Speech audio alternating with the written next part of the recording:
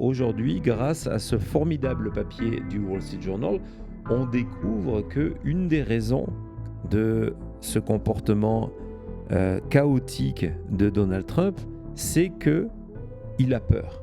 Il a peur lui-même de ce qui est en train de se passer. Que d'un côté, il y a ce discours public de tout va bien, si vous nous embêtez, on vous fait tous péter.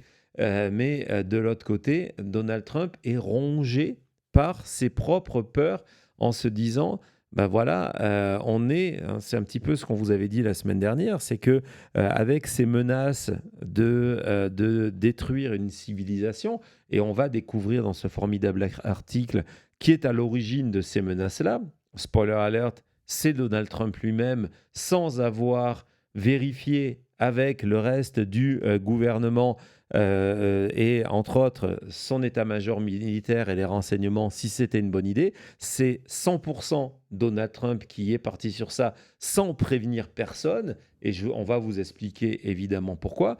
C'est que en fait Donald Trump est en train de se dire, il s'est mis dos contre le mur en disant ben voilà, à force de menacer, à force de bluffer en face, ils sont en train de call mon bluff à chaque fois. Mmh. Et on en est au point où maintenant, comme je vous le disais hier sur maintenentmedia.com, on en est au moment où ils sont ouvertement, les Iraniens, en disant non, non, mais c'est faux, c'est un menteur. Hein, justement, la règle d'or de la diplomatie était de protéger les deux parties. Dans des accords, dans des discussions diplomatiques normales, bon, déjà, il n'y aurait pas ce genre de comportement, mais l'idée, ce n'est pas d'embarrasser le camp d'en face parce que on essaye de négocier un accord, on essaye de Non, négocier c'est un clair. sommet. Ouais. Et là, non, on en est au point en se disant, mais non, et ça va encore plus loin, c'est que aujourd'hui, il y a eu encore une fois ces déclarations de Donald Trump où une heure avant l'annonce de la prise de ce cargo, il était encore une fois au téléphone avec Axios en leur disant, ça y est, attendez, accrochez-vous bien le chat parce que c'est vrai, on a un concept de plan d'un accord avec l'Iran, hein, le fameux retour du concept. Et de dire là-dessus, non, non, il va y avoir de nouvelles négociations là qui arrivent à Islamabad. Et du coup, les Iraniens, tout de suite, en passant par leurs propres agences de presse, en passant par Al Jazeera ou en passant par Reuters, je pense qu'on a cette déclaration de Reuters. Attends, avant de voir la déclaration de Reuters, est-ce que tu peux nous ouvrir, préparer, voilà, celui-là. Donc ça, c'est le résumé du dernier avant l'annonce. C'est juste avant l'annonce. C'est une demi-heure avant l'annonce de Trump qu'il y a cette prise de contrôle de ce cargo qui est une escalade. Les Iraniens vont évidemment pas accepter de se dire ah ben tiens ouais non non on va aller négocier parce que on commence à s'attaquer à nos navires. Et donc là on voyait que dimanche il était là, qu'il était positif, hein, he feels fine, et c'est là que the concept of a deal is done, le concept, hein, encore une fois le Ouais. concept est bon. Donc là on était dans le mode ah ok on est dimanche soir. Ouais, Qu'est-ce lundi que ça matin, veut il y a la dire? bourse qui va ouvrir. Ouais. Donc, oui, on a été là. Mais là, on voit que les Iraniens, eux, sont en train de se dire non, non, non, mais non seulement on va pas aller se voir du côté d'Islamabad, hein, on va voir comment eux ont rejeté dimanche tout ça dans quelques secondes, mais on voit qu'eux, ils disent non, non, mais la réalité, et on est persuadé que du côté iranien, c'est que Donald Trump occupe le terrain parce que par derrière, il prépare une attaque. Et cette attaque, c'est celle de Hormuz, et c'est exactement ce que annonce Lindsey Graham dans son message. Et vous allez voir comment il joue un rôle extrêmement important dans tout ça. Et donc ça, d'un côté, Trump, non, non, vous inquiétez pas, tout va bien, on a un concept d'un deal. Donc évidemment, vous, maintenant, on le sait dans le temps, ce qui s'est passé avec ce navire, mais à ce moment-là, ce n'est pas encore le cas. Et au même moment, on a le patron de Reuters pour tout ce qui est question de sécurité nationale qui dit non, non, en fait, c'est pas vrai. Du côté des Iraniens, on vient de rejeter l'idée d'un deuxième round de négociation avec les États-Unis au Pakistan, à l'endroit où, vous savez, J.D. Vance doit y aller, puis non, puis oui, puis non. Résultat, personne ne sait. Ouais. Mais apparemment, de toute façon, la question Il y avait est rien. en train d'être réglée de manière naturelle, là, parce que c'est de dire, non. En fait, non, il y a finalement, rien. il n'y a pas. Ouais. Finalement, il n'y a pas. Et donc, ce contexte-là, il est aussi, et c'est ce qu'on découvre dans cet article du Wall Street Journal, motivé par les peurs de Donald Trump, qui a décidé, et ça c'est sa personnalité, il a cultivé ça pendant des années, de dire que en fait c'est lui qui sait. C'est lui qui sait. Il sait, et donc il va tenter, c'est fou ce que je vais vous raconter, des stratégies de négociation. Il va tenter des stratégies de négociation en prévenant personne, en vérifiant personne, en disant « Ah ben je sais, J'y vais. je vais le faire, je vais aller poster ce message, je vais passer pour un dingo, mais c'est l'idée. Hein, les Iraniens, ils vont se dire, waouh, le gars, il est complètement malade, il va tous nous tuer, on va aller capituler et rendre. C'est vraiment ce qui s'est passé. Ça paraît fou de le dire comme ça, mais vous allez voir, c'est exactement ça. Quand Donald Trump fait ses tweets complètement barjots, c'est Trump qui se dit « Ah ah, je sais comment je vais leur céder, je vais les faire céder. » Ils vont se dire « Mais le gars, il est fou. Il est en train de citer le Coran. Il est fou. Il est en train de parler de Allah. Le gars est malade. Il est complètement malade. » Et c'est Trump, évidemment, sans vérifier si c'est une bonne idée. Il n'en sait rien. Il le fait en direct. Il a son téléphone. Il se dit « Et si je faisais ça ?» C'est une bonne stratégie. Je crois que c'est dans le chapitre 12 de The Art of a Deal. Et donc, avançons dans ça. Ouais, c'est au doigt mouillé. Mais attention, Patrick, c'est au doigt mouillé de quelqu'un qui a peur. Il a peur de se dire ça va me faire perdre. Je vais rentrer dans l'histoire comme étant celui qui a sacrifié la vie de milliers de soldats américains. Et donc, à partir de là, je passe mon temps à inventer des trucs, Je passe mon temps à dire non, mais le processus diplomatique ne fonctionne pas. Je ne vais pas passer par les processus, ça aussi c'est une révélation de cet article, d'expliquer qu'il a décidé qu'il ne va pas passer par l'Europe. Que si les Européens ont des manières de trouver un accord ou de rentrer en conversation avec l'Iran, je ne vais pas les écouter parce que je fais la tête à l'Europe en ce moment. Hein, et donc, c'est pour ça que ça passe uniquement par le Pakistan actuellement. Pour l'instant, si un jour les Iraniens disent non, les Pakistans, nous, ça ne marche plus, Donald Trump, il ne veut rien entendre d'autre. Et on voit que donc, il passe son temps, alors là, si vous avez l'emoji ketchup, c'est le moment de l'utiliser, à hurler sur son équipe, pendant des heures. Vous imaginez l'ambiance qu'il doit y avoir à la Maison-Blanche où Donald Trump se retrouve en disant « Je vais être le nouveau Jimmy Carter ». Jimmy Carter, on s'en rappelle, c'est non seulement la prise d'otage par les Iraniens de l'ambassade américaine, mais aussi c'est une défaite énorme dans les élections. Et la peur de Trump, c'est ça. C'est de perdre le pouvoir en novembre, mais en plus de le perdre dans des proportions historiques. Parce que, évidemment, il le sait, hein, toutes ces informations qu'on vous partage ici, les sondages, les résultats des élections, la motivation des démocrates, les indépendants, la perte d'une partie des électeurs républicains, il sait tout ça. Et il est en train de se dire, OK, hein, on va beaucoup entendre dans les prochaines semaines que oui, non, mais de toute façon, ne vous inquiétez pas, c'est un processus normal. Généralement, les présidents ont une défaite pour les midterms. Je le sais, certains experts de plateau français, vous savez, des gars à moustache, commencent déjà à aller dans ce genre de discours en disant non, mais il va perdre, c'est normal. Non, on ne parle pas d'une défaite ici, on parle d'un tsunami électoral et Trump le sait et ça l'angoisse. Et donc, lorsqu'il voit tout ça, premier réflexe, il hurle sur tout le monde. On continue dans ce formidable article du Wall Street Journal. Ouais, ça c'était intéressant de voir que Trump avait pris tellement cette attitude où on ne sait pas ce qu'il va faire à part crier. C'est que même autour de lui, on ne veut plus l'impliquer dans Ouais. l'action du moment parce que voilà, c'est trop dangereux.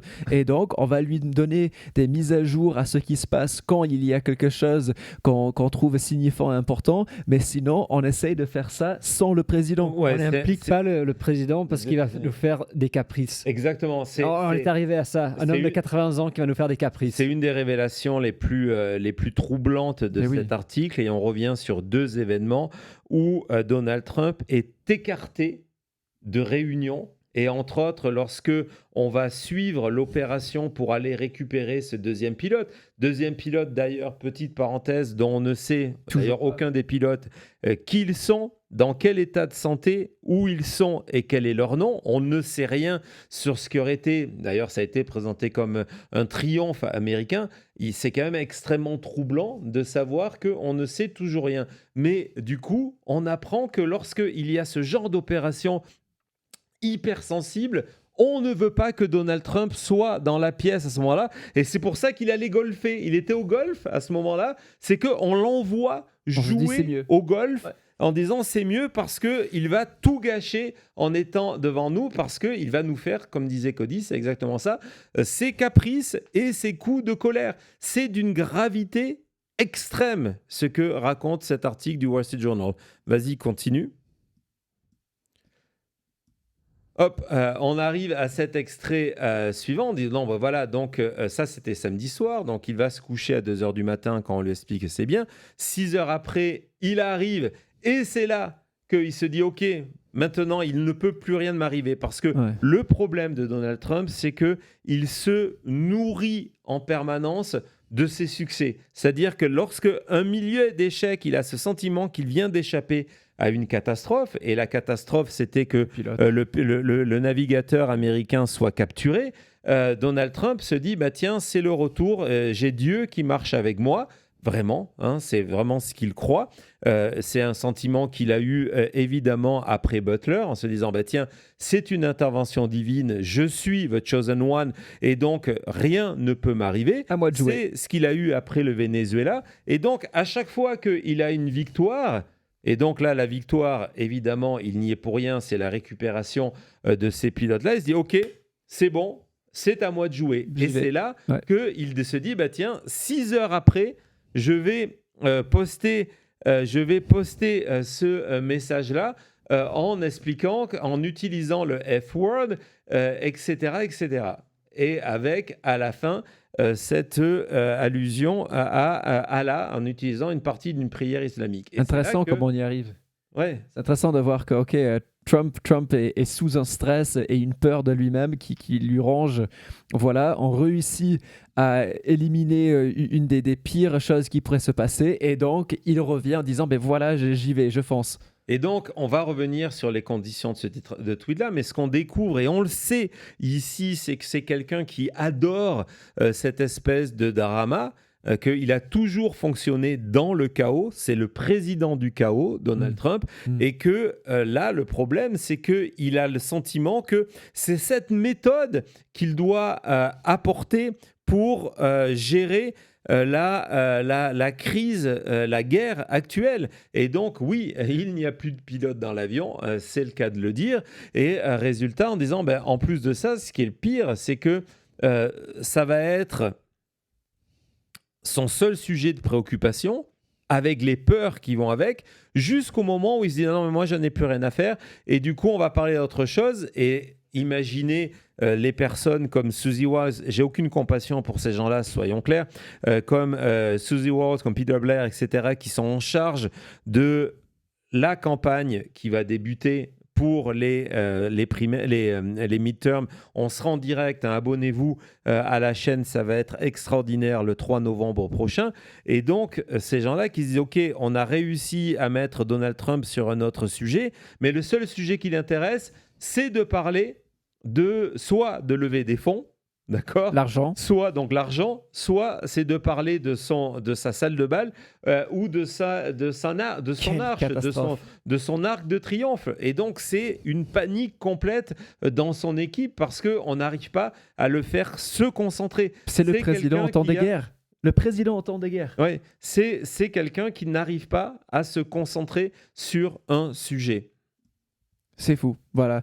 Et en même temps, tout ça, donc on revient sur cette peur de Trump. Trump qui est en ce moment motivé, inspiré, et il a l'énergie parce qu'il a de la peur, en fait. Ouais, et donc cette peur, évidemment, c'est d'avoir, de créer, de tuer des vies. Hein. C'est pas une histoire peut-être, il y a une culpabilité par rapport à ça, mais c'est de se dire, je vais entraîner ce conflit dans une escalade humaine. Mm.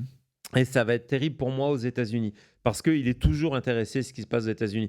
Et on voit que, par exemple, l'opération de Carguy Island était préparée, le Pentagone avait donné son feu vert, mais on savait que ça allait créer des nombreuses victimes américaines. Et du coup, Trump a dit, non, on va pas le faire parce que je ne veux pas je ne veux pas qu'il y ait plus de morts que ça. Encore une fois, plus de morts que ça, parce que politiquement, pour son image, c'est terrible. C'est pour son image. Quand il dit que ce serait pas acceptable d'avoir autant de victimes, c'est parce qu'il sait qu'il veut pas avoir ces breaking news où on vous parle d'un nombre d'Américains tués à cause de Trump. À cause de Trump. Et donc, on voit que, c'est ce que je vous disais tout à l'heure, regardez cette phrase, c'est que ces postes-là, dont on a parlé tout à l'heure, qui sont pour lui des stratégies de communication, celui qu'il fait 6 heures après, enfin une bonne nouvelle, c'est quelque chose qu'il fait en consultant personne. Il ne parle pas à sa National Security Team, hein, qui sont à la fois ses généraux, à la fois Vance, à la fois Rubio. Alors oui, il y a une véritable question par rapport au 25e amendement, parce que quand on préfère envoyer le président des États-Unis jouer au golf, parce qu'on se dit sinon il va venir perturber quelque chose qui est extrêmement sensible, ou d'un autre côté, le président se dit, tiens, je vais me mettre à menacer de détruire la civilisation iranienne en mettant une deadline à l'intérieur de ce message sans avoir consulté personne, oui, on est dans le 25e amendement. Il n'y a aucun doute là-dessus. Je ne sais pas ce que tu en penses, Cody.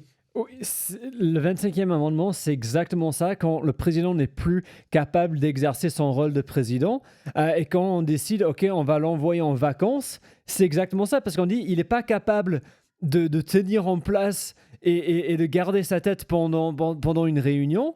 C'est exactement pour ça qu'on a le 25e amendement, pour avoir quelqu'un qui a plus la tête pour ça, de dire OK, on va se débarrasser de lui, même s'il est toujours là, c'est plus le président.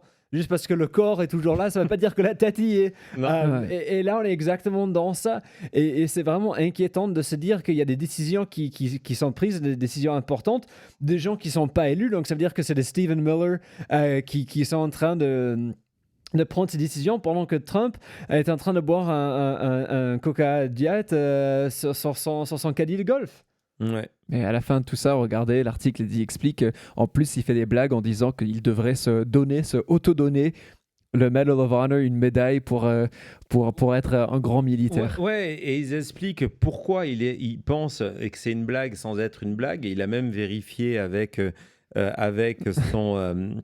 le conseiller, l'avocat du président, savoir s'il y avait une possibilité légale qu'il se auto-attribue cette médaille-là. C'est parce qu'il a le sentiment, par ces messages-là, que c'est lui, en fait, le général, et qu'il mène la guerre en amenant les Iraniens à négocier en leur faisant peur. Donc, il a l'impression qu'un tweet... en tout cas un message posté sur Truth Social, c'est une bataille d'une certaine manière, et que donc il mériterait d'avoir la plus haute distinction militaire américaine. Non, c'est grave. Pourquoi pas ? C'est grave.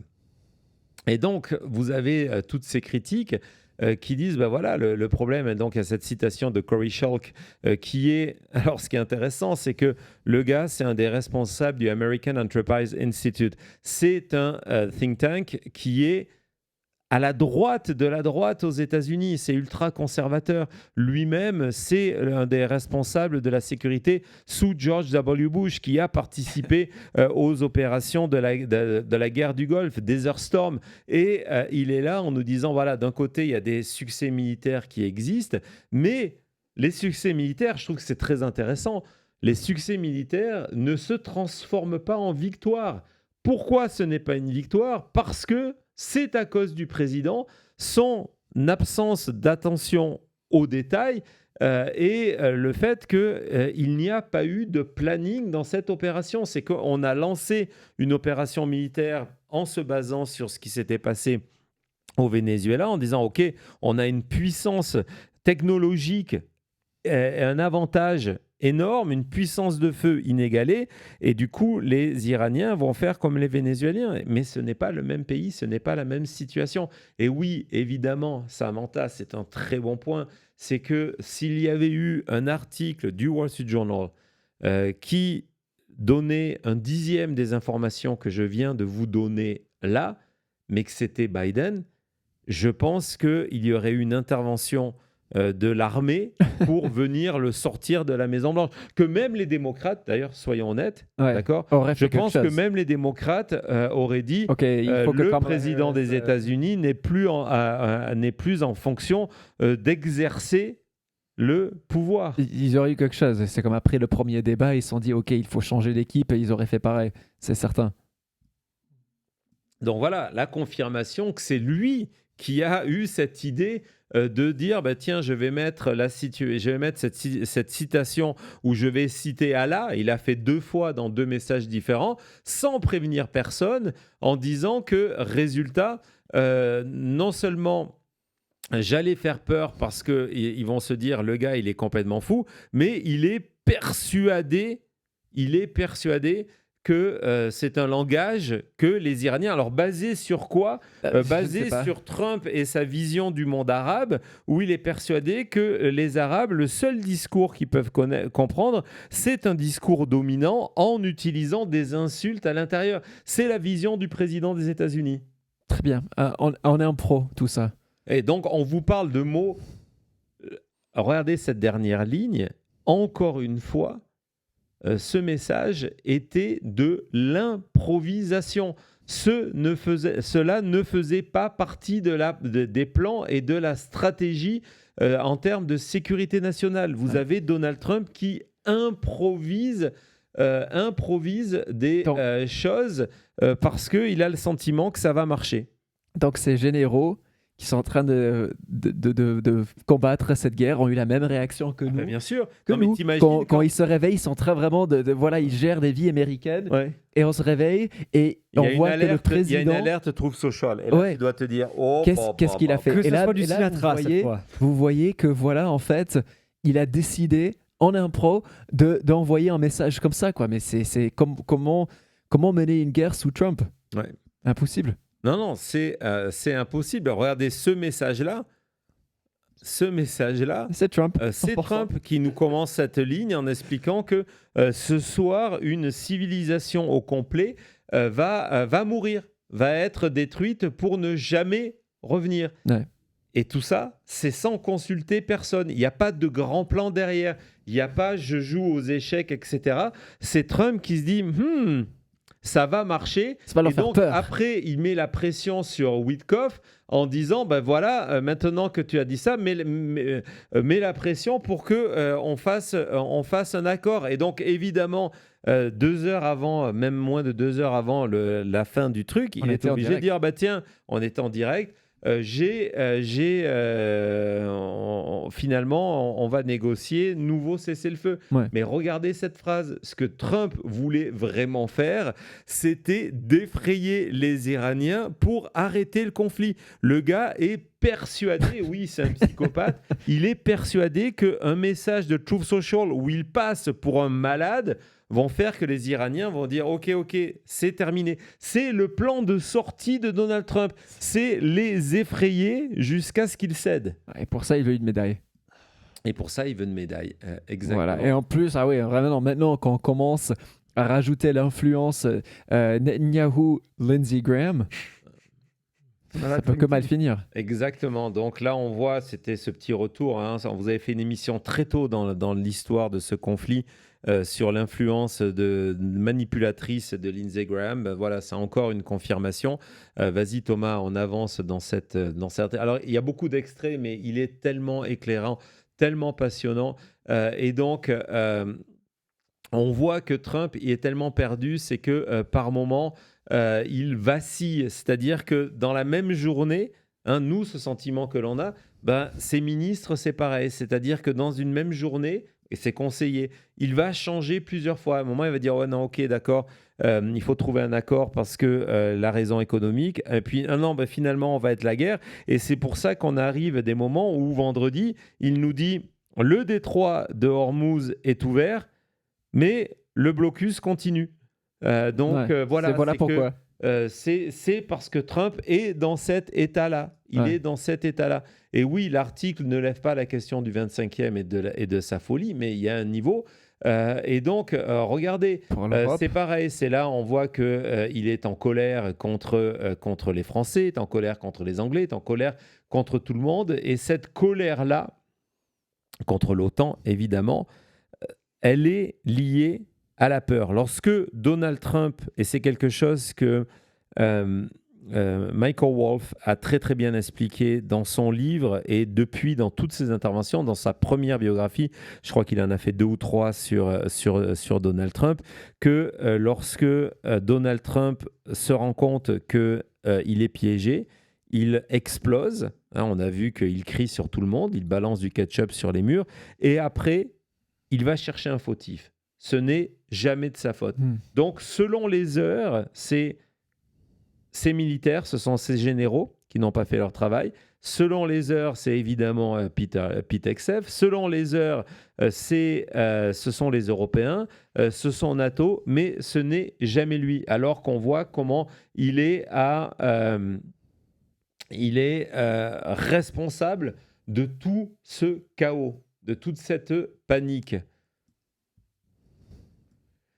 Et donc, on voit que évidemment, Hormuz, là-dessus, c'est la plus grande source de frustration pour Trump, qui est allé quand même contre les ordres de ses généraux. Exactement comme vous l'avez dit ici, c'est-à-dire que quand on est venu le prévenir en disant « Mais attendez, le problème, c'est que les Iraniens vont bloquer Hormuz », Trump a dit que non. C'est lui qui a dit à son équipe. Il dit non, ils ne vont pas le faire. Moi, je connais la mentalité arabe. Ils ne vont pas faire ça. Ils ne vont pas le faire. Et que s'ils essayaient, on pourrait s'en occuper. Exactement, l'armée pourrait le faire. Et donc, maintenant... on est parti sur cette guerre avec des croyances de Donald Trump sur ce que les Iraniens allaient faire ou ne pas faire. C'est complètement fou, il n'y a pas d'autre. Non, il est bluffé par le fait que ils ont si facilement fermé le détroit d'Ormuz, et ils ont qu'à mettre un gars avec un drone et ils arrêtent tout. Qui pouvait penser que ça allait... tout le monde. Tout le monde, à peu près tout le monde sauf lui. À peu près tout le monde. L'équipe que tu as rejetée. Mais encore une fois, il va rechercher le fautif ailleurs. Le fautif.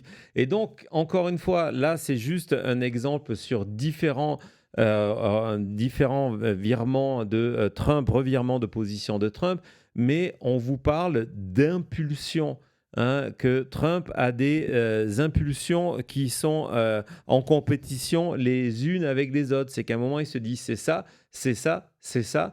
Et résultat, c'est en train de devenir un albatros politique qui est en train de le couper, de le couler complètement.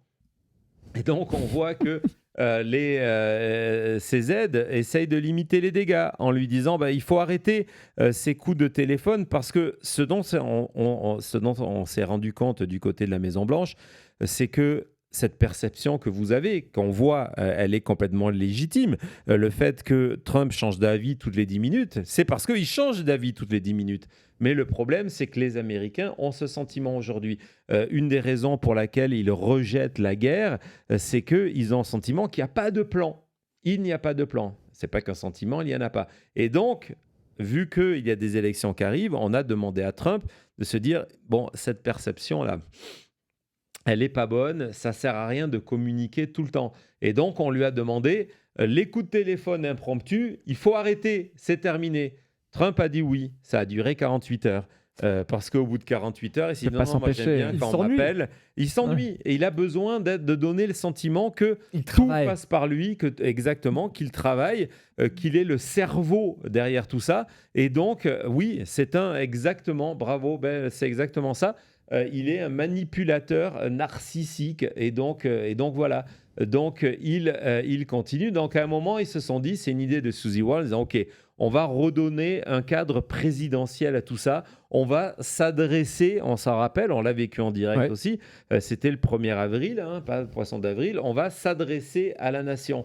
Mais le discours était tellement mauvais, on voit que le lieu a changé. Ce qui est excellent, c'est qu'on découvre à travers les lignes pourquoi le lieu a changé. À l'origine, on vous l'avait dit, le discours de Trump devait être Bureau Oval. dans le bureau ovale. Et on a été surpris de découvrir en direct que c'était dans le Cross Hall que quelques jours après, c'était Melania Trump qui était là d'ailleurs, que Trump est venu parler. Et on vous avait montré les photos. Pourquoi c'était là ? Parce que dans les premiers rangs, face à lui, ça donnait la place pour qu'il y ait son cabinet, ses généraux, etc. Et on voit qu'en fait, c'était une idée pour venir l'encourager, qu'on avait besoin de lui dire « Regarde, on est tous là, donc on va être là ». Mais le discours, finalement, était tellement mauvais que, voilà, ça a été Qui un servait à échec. rien, en fait. Et puis, le discours de Trump du 1er avril, il n'a pas tenu 2 heures. 2 heures après, il était au téléphone avec quelqu'un pour dire le contraire de ce qu'il voulait dire. Et donc, on en est là, on se dit, OK, mais qu'est-ce qu'on va dire ? Est-ce qu'il a un plan ? Est-ce qu'il n'a pas un plan ? Est-ce qu'on a gagné ? Est-ce qu'on n'a pas gagné ? On n'en sait rien. C'est le flou complet. Et là, évidemment, cette information devrait être un scandale majeur parce qu'on en est évidemment dans la question du 25e amendement. C'est le jour où lui, on l'envoie jouer au golf. Attendez, c'est extrêmement sérieux et grave. Mais que par contre, on voit que dans cette réunion au niveau des Situation Room, il y a tout le monde. J.D. Vance participe depuis Camp David, où il est en train de passer le week-end de Pâques. Il y a Suzy Walls qui est patch-in depuis sa maison en Floride, où elle est allée passer le week-end. La seule personne qui ne participe pas à cette réunion-là, c'est Donald Trump. On lui envoie de temps en temps des notifications pour lui dire « Ça va bien, monsieur le président, Tellement tout va qu'on veut bien, pas qu'il c'est soit bon. impliqué. » Et parce qu'on ne folie. veut pas l'impliquer dans tout On ça. est déjà en train de le 25th Amendment. On est en train de faire le 25e sans qu'il soit au courant, en fait, juste en l'éloignant. Juste en l'éloignant. Et donc, on voit que cette peur aujourd'hui qui est à Washington, et ça, c'est aussi des choses qui doivent angoisser Donald Trump, c'est qu'il y a la peur des drones. Tu sais, on en avait parlé, on avait fait ces sujets. Tu peux nous rappeler, Cody, brièvement, c'était quoi ? Trump a vraiment peur d'attaques de drones. C'est pour ça qu'il dit qu'il faut avoir déjà la salle de bal pour protéger la Maison-Blanche d'attaques de drones. Et quand on a vu récemment, il était sur le golf, il y avait un agent du Secret Service qui se promenait avec une arme qui est faite pour détruire les drones. Ouais, et en plus, il y avait aussi la base militaire. Tu t'en rappelles du côté de Washington ? Oui, où il y a eu des drones non confirmés. On ne sait pas qui les a envoyés ou quoi, mais il y a eu des drones au-dessus de la base où vivent Marco Rubio et Pete Hegseth, qui est à quelques minutes de la Maison-Blanche. Ouais, et donc on voit que Rubio lui-même en a vu un. Et au-delà de ça, on nous explique qu'à Mar-a-Lago, par exemple, on ouvre, tous les parasols sont ouverts en permanence, on ne les ferme jamais, pour pas que l'on ait une vue de ce qui se passe dessous. Donc, il y a cette peur de se faire assassiner, en plus de tout ça, qui fait qu'on a un gars qui est paranoïaque, qui est narcissique, qui a 80 ans et qui aujourd'hui est en charge d'une guerre qui a des répercussions sur l'économie mondiale. C'est un bon mélange. C'est un bon mélange. En tout cas, la conclusion de cet article, c'est à peu près ça. Voilà, regardez, c'est que Trump se voit comme le chef de chantier de tout ça. Et c'est un bon titre, un peu comme on l'a vu dans l'article. Il est plutôt intéressé par sa salle de bal qu'autre chose. Quelle folie. Tout ça, en fait, il consulte plus des plans pour la salle de bal qu'avec la guerre où il part en impro. Il y a plus de plans, même s'ils sont pas... Déjà, que les plans, c'est... que les plans ne soient pas corrects, où il y a des escaliers qui vont contre des murs, des fenêtres qui ne sont pas au bon endroit, des piliers qui cachent des portes, etc. etc. Déjà, c'est inquiétant, mais vous voyez que finalement, c'est assez symbolique. Allez, on se retrouve tout de suite après ça.